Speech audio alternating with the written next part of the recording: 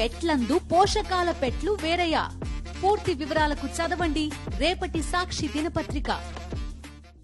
మాజీ స్పీకర్, మాజీ వ్యవసాయ మంత్రి, మొన్ననే కాంగ్రెస్ పార్టీలో చేరిన పోచారం సార్ యాదికున్నది కదా.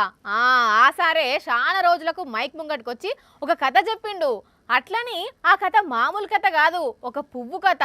అరే అదేంది, కథను మైక్ ముంగట్టుకొచ్చి చెప్పడం ఏందంటే నిజానికి అది సార్ చెప్పినట్టు కథ అయినా జరిగిన ముచ్చటనేనట.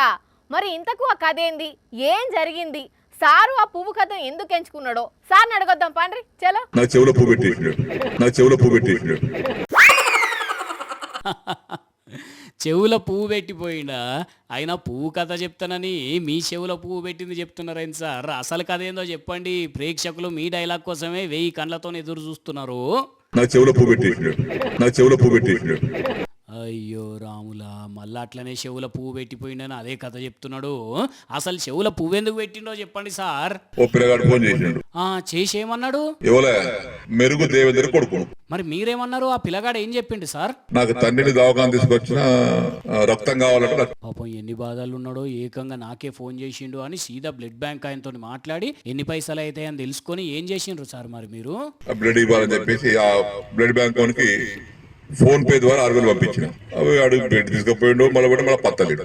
అబ్బరి కొడుకో, గిదా అసలు కథ. అర్థమైంది అనుల్లా. ఇంతసేపు సార్ చెప్పినా చెప్పదలుచుకున్న పువ్వు కథ ఏందో.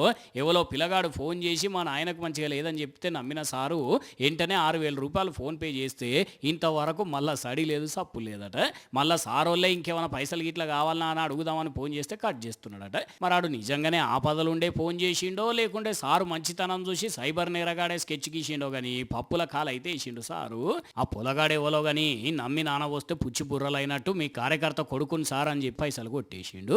ఎందుకైనా మంచిది తజ్మ లీడర్లకు కూడా ఈ ముచ్చట చెప్పుండ్రు సారు, వాళ్ళు కూడా పప్పుల కాలేయగల. మళ్ళా ఇగో ఇది మొత్తానికి పోచారం సార్ చెప్పిన పువ్వు కథ.